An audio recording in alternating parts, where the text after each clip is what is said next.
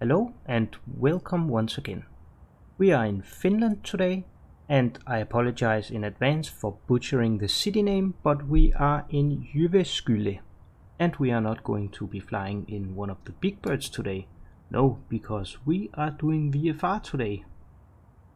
So we are gonna fly in this little Cessna down here, and this is the C-172, and today we are using the Reality expansion by Simcoders. If you are into general aviation, definitely check it out. It's an upgraded version of the original C-172. It replaces the flight dynamics, remodels a lot of the systems, and adds failures as well. There's also custom sounds, an economics aspect, and maintenance, but we'll take a look at all that later. There's a local VFR event today. So we are going from Jyväskylä here to Pirkala, which is a trip on approximately 104 nautical miles, and it should take us a little short of an hour. If you have watched me before, then you probably know that I normally fly the big birds, but today I thought let us try something different. It seems like many sim pilots actually prefer IFR over VFR, myself included, which is really a shame because VFR is actually great fun. This is not going to be a VFR tutorial because I'm actually pretty new to VFR myself, as it's not so often you get the chance to participate in an event like this, as IFR seems to be a little bit more popular and a little bit more common on Vatsim, that is. But even though it's not a tutorial, we've got a lot of exciting stuff to talk about, and I will, of course, as always, provide a phraseology example as we are flying with live ATC from A to B. And we'll of course do briefings as we used to. And I'll also tell you a little bit about my thoughts and different choices that I had to make during the planning of this flight. So let's look at today's routing, then we'll do a pre-flight and a walk-around, and then we will get going. I'm glad you're with me tonight. First of all, I'd like to show you the routing. What you see here is a program called Little Navmap. You might know it. It is a pretty handy tool. We'll start up here, and we will request to leave the control zone via OK, which is this waypoint here, which is what is called a visual reporting point, which means that it is a landmark of some sort, or it can be a town. It looks like it's a small town here in this example, and that means that when we can see this town, then we'll report leaving, that we will be leaving the control zone. And then my plan is then we'll end up in the TMA here, terminal maneuvering area, and my plan is that we stay below the minimum altitude. We can see down in the box here that the minimum altitude is 2,000 feet and the maximum is 9,500 feet, which means that if we stay below 2,000 feet, then we don't need to bother, then we can just fly along. We could request to climb into the TMA, but let's just stay below that today. And then I plan to arrive here at Pirkala. I plan to arrive via Ronje waypoint here, and then we will just get instructions from the tower controller here in Pirkala, how we are going to join the traffic circuit, and how we will approach the runway. If you have never flown VFR before, then this might seem a little bit confusing, but let me show you a briefing that I have received previously. A little VFR guide actually to Finland, but there is a pretty good drawing there that might help a little bit in the understanding of the concept. So if we look at it here, we have the first, that is the CTR, and that is airspace operated by the tower controller. Then often on top of that we have a TMA, terminal maneuvering area, which is operated by the approach controller, and on top we have the CTA, which just stands for control area, and that is operated by the radar controller or sensor controller. And if you stay outside of the TMA and CTA, then there's no problem. Then you can just go about your business but if you would like to climb into the TMA or the CTA, then you might have to request a clearance. Another example could be two TMAs side by side, like on our route here. If we look at the map again, at the area that I have marked in red, it is actually where we cross the boundary between the Jyväskylä TMA and the Heli TMA, and if we were to fly in the TMA, then we had to actually request a clearance to cross the new TMA that we would enter. That is relevant for something like a cross-country flight or etc., but let us not get more into that today. I hope this makes sense. As I said previously, this is not going to be a full tutorial because there is a lot to cover about airspace. That is pretty much what we need to know for today's flight. But just remember, before starting out on a VFR flight, it is mandatory to check out what kind of airspace there is around your routing, so you know who to contact and you know what airspace to avoid and at which altitudes, so you don't end up violating any restrictions or restricted airspace, that is. You could use a tool like little nav map here. You could also look at charts, which is what we are going to do now. Take a quick look at the charts here. Important information on this chart: the circuit altitude here 1200 feet, but as we can see here, it is left turns on the circuit, and unless otherwise is specified, but that is normal. If we take a quick look at the other chart, and we can see it's kind of a departure chart here. We can see our point OK here, and we have the airport up here. And then we are just going to be navigating via landmarks, be that roads or power lines, railroads maybe, and then we'll report leaving when we reach OK. And we can also see the different airspace restrictions here. We can see Class D airspace, the TMA that we talked about earlier, which is from 2000 feet and above. And these charts, by the way, are available for free on the aeronautical information publication, and this is of course the version from Finland. So let us hop back into the sim and let's set up and get on our way. Let us start by doing our pre-flight and our walk around. Number 1, pilot's handbook available in the airplane. Indeed it is. Handbrake is set down here. The ignition switch is in the off position. The avionics master switch, which is visible down here behind the yoke, they are both off. The master switch over here comes on. The fuel quantity we check. You see here that is 5 gallons in each tank. That should be enough. Then we test the annunciator panel, and that looks fine. Then we extend the flaps.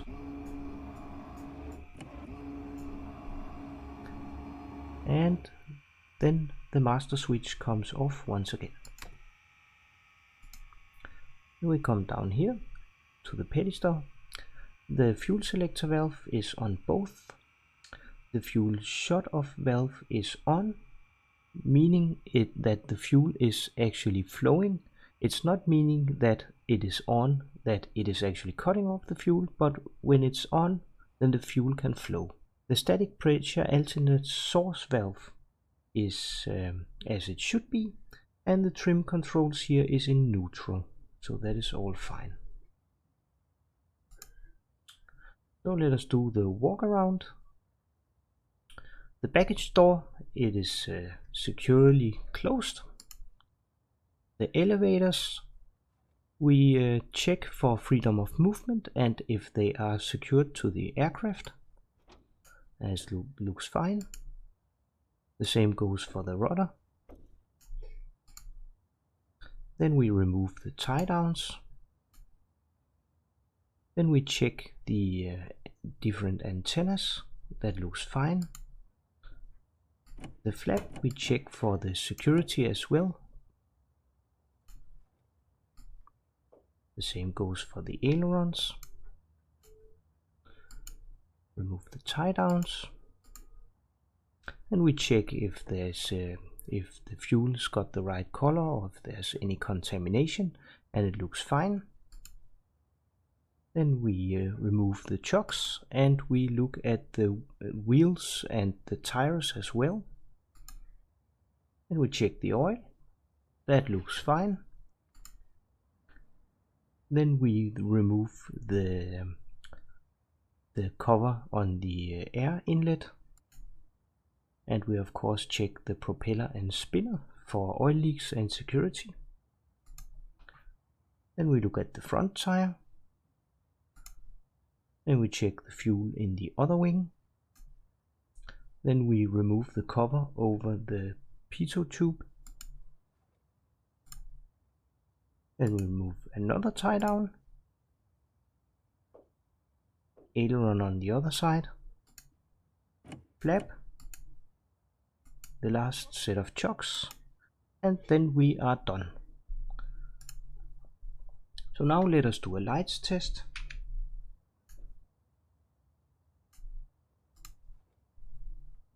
The master switch comes on and all the lights come on.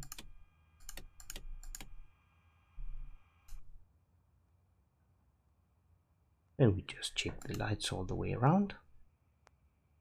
Rope lights, nav lights, landing lights, taxi lights on the other side, and that looks fine. We'll turn them off again. And off with the master switch, and then we are done. We'll turn on the avionics to grab the ATC.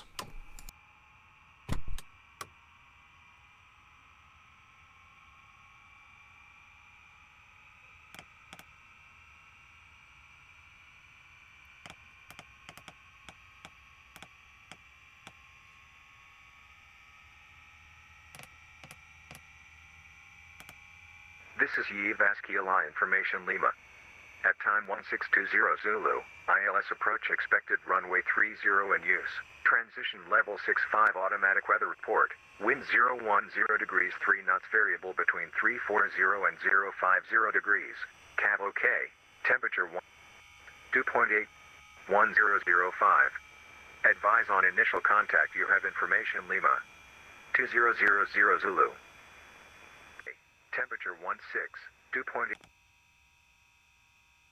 And the avionics comes off again before engine start. Since this plane has got custom failures, then it's important to turn off the avionics because they might be damaged when starting the aircraft while they are on the bus. And now let's start up the engine. The startup procedure have to be done in a certain fashion, else it is not going to work. The seat belts are fastened, the brakes are set, the fuel selector we already checked, it is on both. The fuel shut-off valve is in, which means it is on. The circuit breakers, they are all in, there's no problem there. The beacons come on, and the master switch was already on. Avionics we check, they are off. And now we gotta prime the engine before engine start.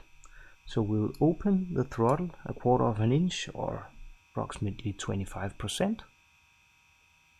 It's about here. Then we turn on the auxiliary pump. Then we enrich the mixture and we look at the fuel flow gauge up here. We look for the gauge to start increasing, and then when it decreases, then we lean the mixture. That is about here. We lean. The auxiliary pump comes off. Then we stick our head out the window and yell "prop clear" to ensure that nobody will be harmed, that there's nobody standing outside in front of the airplane that we might not be aware of. And then we engage the starter, one hand on the key and one hand on the throttle or on the mixture. When the engine has started up, then we enrich the mixture to full reach.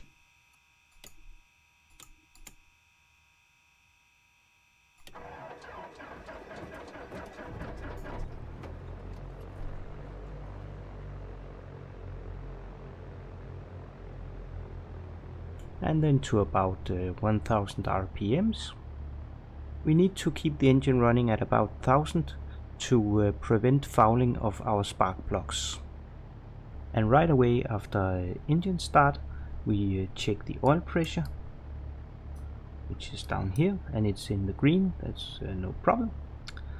Then we lean the mixture.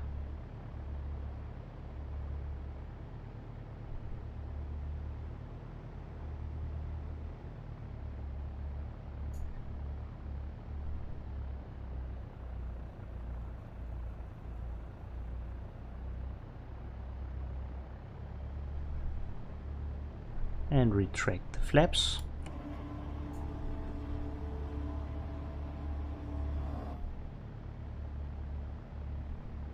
We'll go ahead and turn on the avionics again. Before we call up the tower, then let us just talk a little bit about the phraseology. One of the challenges in VFR is that the phraseology differs a little bit depending on the situation. If we take the example as the flight we are doing today, we are in Class D airspace, which means that we do have to ask a clearance. If you are in, for instance, Class E airspace, or you might be in an airport that only provides flight information service, and there you will often only have information. You will not, for instance, not be cleared to take off. You will just be told that the runway is clear, and then you of course tell the controller that you intend to take off. But that is not the case, as we are in Class D airspace, so we do need a clearance. So let us just go over how that could sound. You could of course always start by doing a radio check, and the next thing you could request departure information.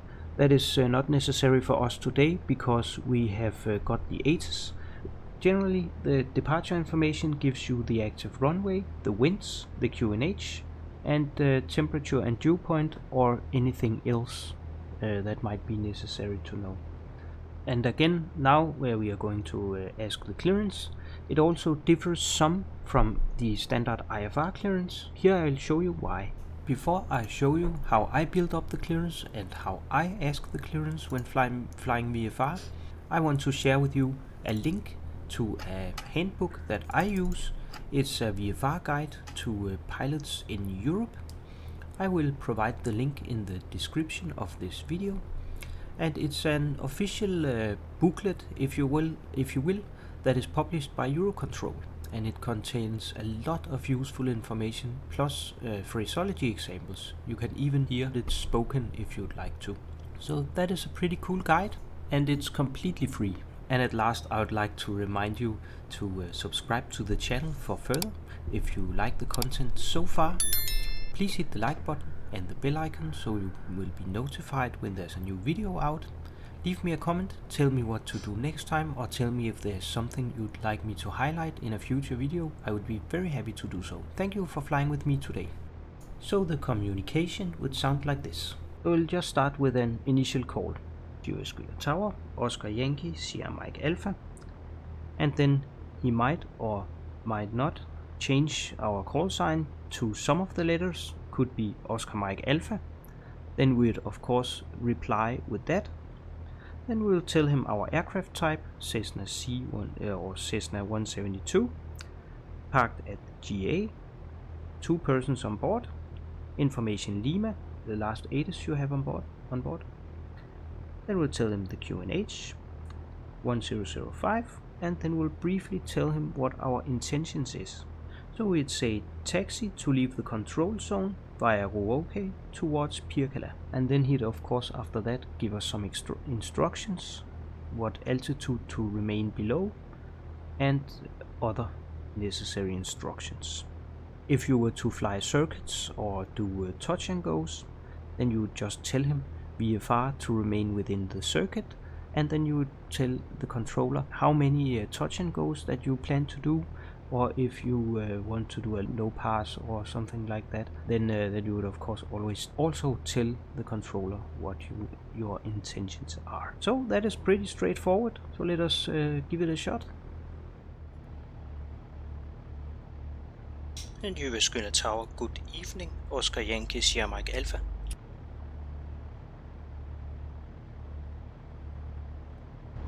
Oscar Mike Alpha, Jyväskylä Tower, good day. And Oscar Mike Alpha is a Cessna 172 parked at General Aviation's. 2 persons on board. Information Lima, QNH 1005. Request taxi to leave the control zone via Ruoke towards Pirkala. Oscar Mike Alpha, lead control zone via Ruoke, 1,500 feet on below QNH 1006. And squawk 5565. Leave the control zone via Ruoke, 1,500 feet or below, QNH 1006, squawk 5565, Oscar Mike Alpha. Oscar Mike Alpha, that is correct. Next to Charlie. Taxi to holding point Charlie, Oscar Mike Alpha.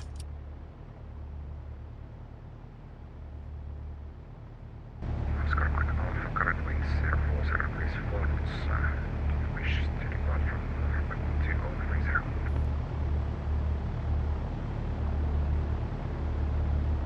And Oscar Mike Alpha would like a runway 12, please. Oscar Mike Alpha, expect runway 12, and just to confirm, we're able to depart from intersection Charlie.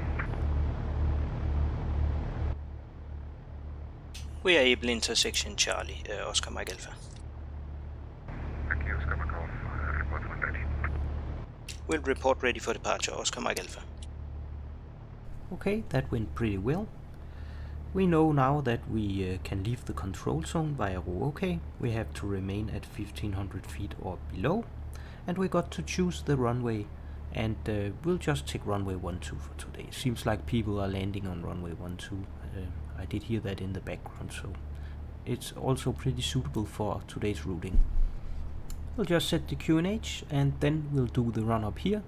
Sometimes you will taxi to a run up position, but it seems like we are doing an intersection departure, and it seems like it's kind of in the middle of everything, so, and there's nobody around, so we'll just go ahead and do it here.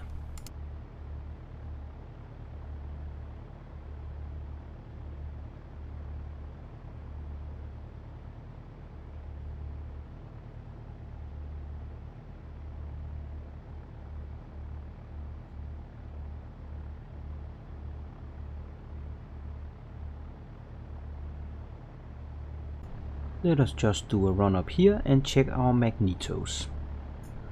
So we start by in full reach, the mixture, and 1800 RPM.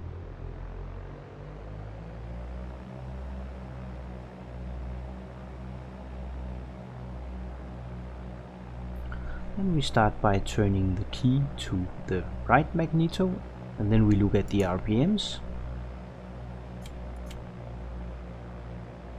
And then back to both.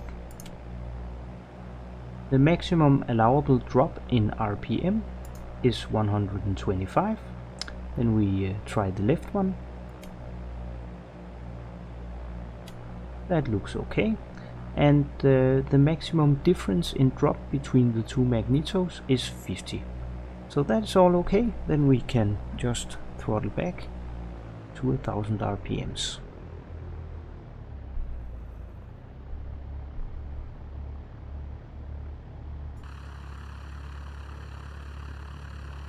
And we are ready to taxi out. Oh, forgot the transponder.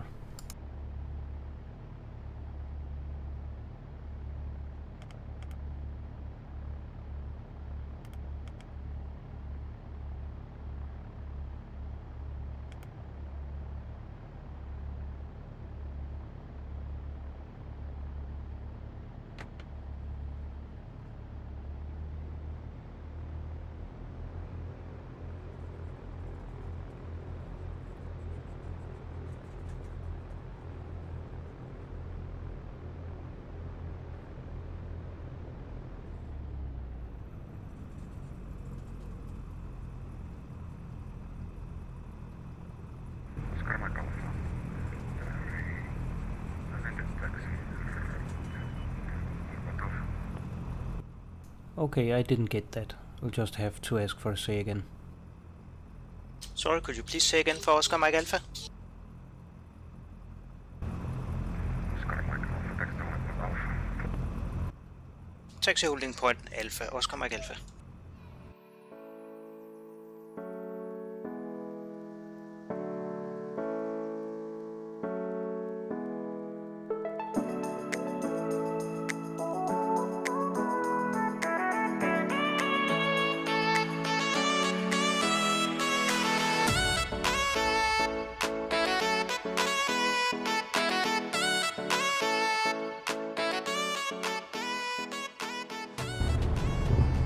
Oscar Mike Alpha behind.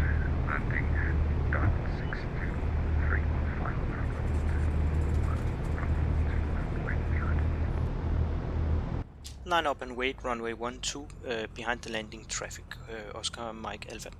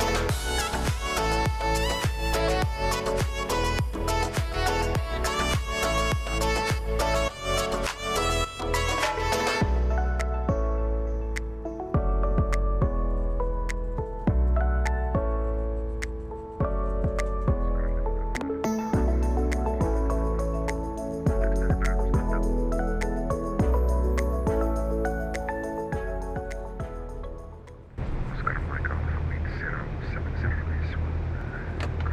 Correction 3 knots. Clear for takeoff, right turn. Runway 12 cleared for takeoff, right turn, Oscar Mike Alpha.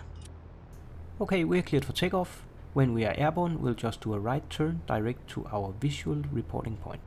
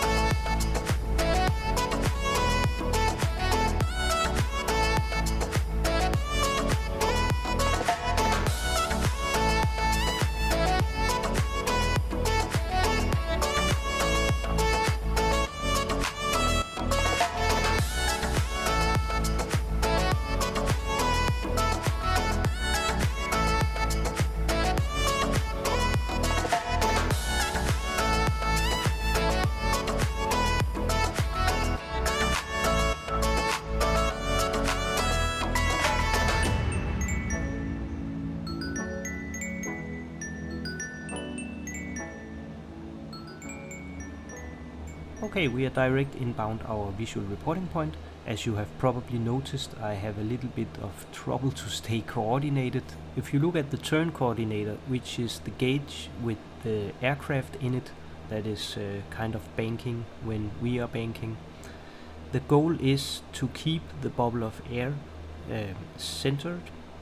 That way you fly coordinated, and then the front of the aircraft and the tail is tracking the same direction, and it's achieved by stepping on the ball, which means that if the bubble of air or ball, if you may, are turning to either of the side, then you apply a little bit of rudder on that side. But I don't own a pair of rudder pedals, unfortunately. I am waiting for the Charlie rudder pedals to drop from Honeycomb Aeronautical. So I have the rudder axis in my wrist, and the axis is not very long, if you can put it that way.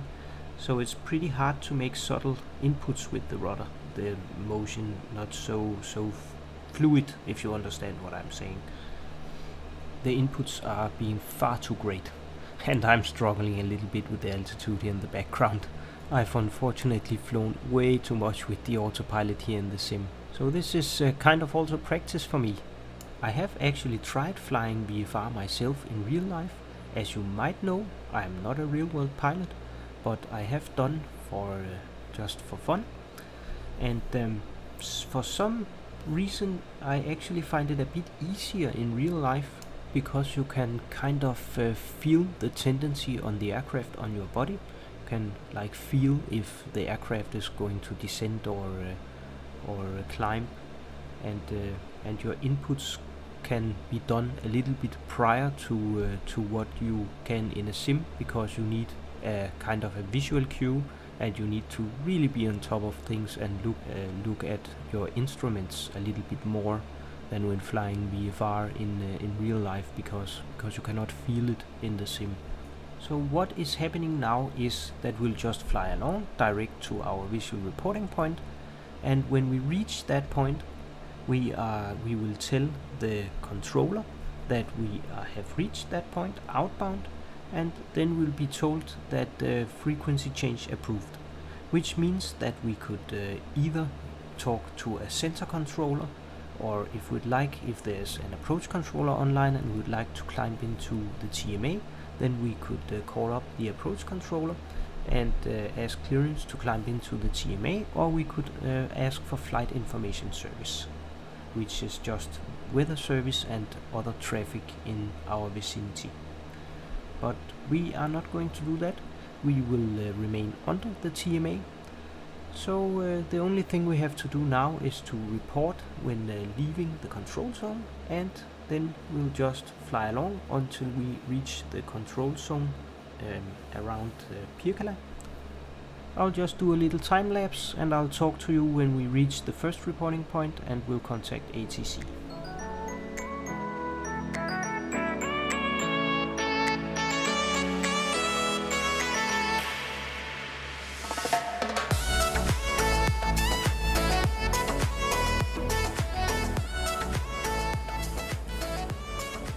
I am unfortunately on standard scenery.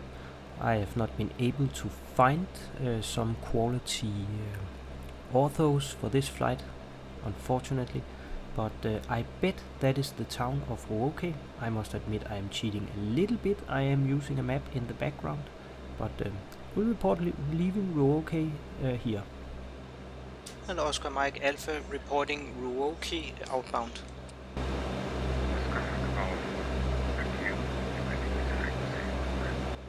Frequency change approved.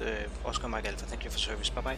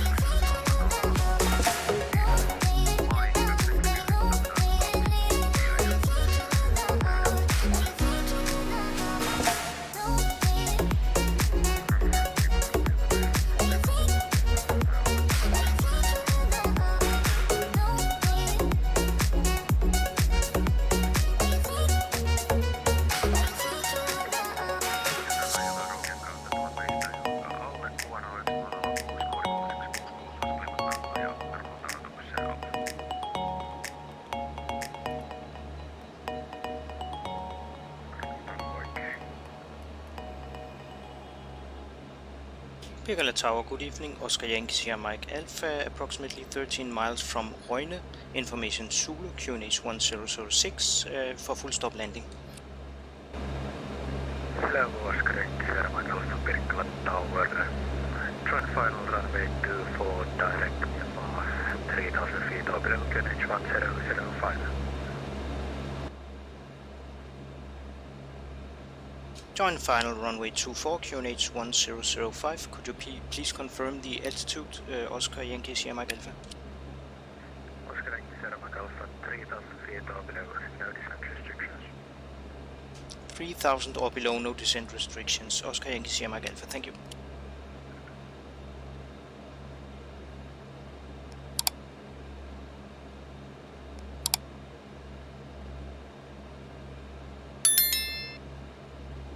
So we are not far from Roine, and the information that we gave to the tower controller here at Pirkala is our estimated arrival at Roine, then the current ATC, the QNH, and our intentions, which is full stop landing in Pirkala.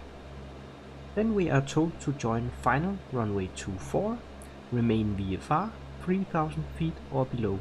I just wanted to have that confirmed, because as we can see here on the chart, Roine, we have a restriction of 1500 or below. So I just wanted to confirm that we had to 3000 feet or below, and we have no descent restrictions. And it is really as easy as can be. We just have to join the final, so that is pretty much just straight in. And if we look at the other chart here, circuit height is 1000 feet, and we'll be going straight in, so that is no problem. You can see we could also be told to join right hand or left hand base, which could be either here, or you can join downwind, that could be here for instance, or you could also be asked to do an overhead join, and I'm not going to talk about that in this video. I might someday fly some VFR. I know especially in Great Britain they utilize the overhead joins a lot. Maybe someday I will do a video on that. It is really not that complicated, it is just a procedure like so many other procedures. But for now let's just keep it simple and let us land in Pirkala.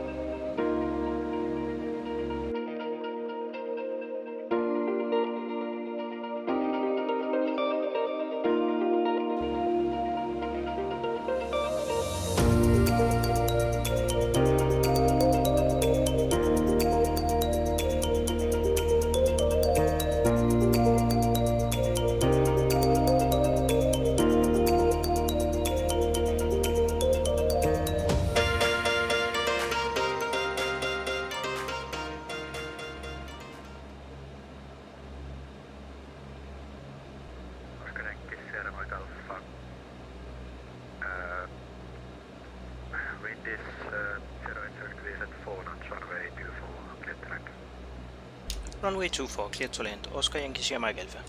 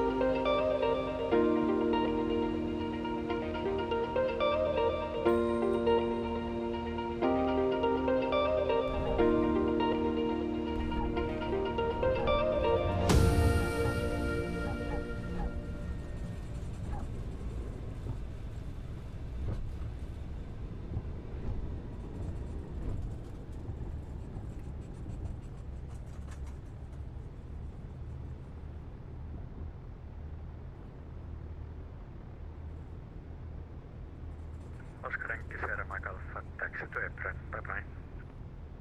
Taxi to apron, Oscar Yankee Sierra Mike Alpha. Thank you, bye bye. November 4-3 Whiskey Tango, wind 06 degrees at 2 knots, runway 24, clear to land. Good land, runway 24 at 43 Whiskey Tango. Well, that went okay. We have successfully landed in Pirkala. Now all we need to do is to taxi back to the apron, or rather the GA parking. And you probably also noticed that we were almost running on fumes coming in here to Pirkala. So a note for next time, I'll probably bring a little bit more fuel. I actually did the calculations and we had enough fuel, but probably not so good to have both the fuel lights illuminated on the annunciator panel. So probably going to do that, and also flew in a little bit low. So I'm probably also gonna practice some circuits now and then when I've got the time. And very important, the avionics comes off, because the same goes when you are turning off the aircraft, you can damage your radios as well.